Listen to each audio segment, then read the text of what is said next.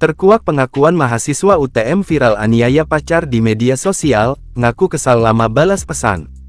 Kasus penganiayaan yang dilakukan oleh mahasiswa UTM berinisial AFI, 21, terhadap pacarnya tengah menjadi sorotan. Kini, Unit Pelayanan Perempuan dan Anak PPA, Satreskrim Polres Bangkalan, Madura, Jawa Timur, Jatim menetapkan mahasiswa berinisial AFI warga Kabupaten Gresik sebagai tersangka atas perkara penganiayaan terhadap pacarnya, Selasa, tanggal 24 September tahun 2024.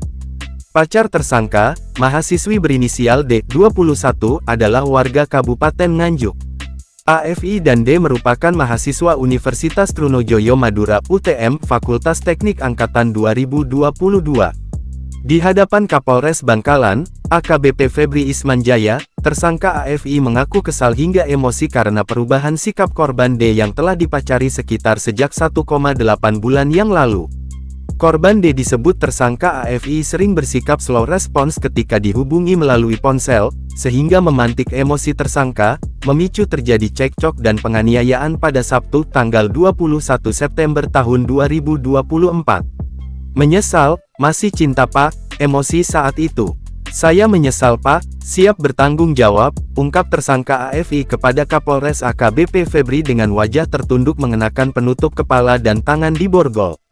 Febri menjelaskan, kejadian kekerasan di rumah kos korban pada Sabtu sore itu, berawal ketika tersangka AFI datang untuk menjemput korban menuju kampus.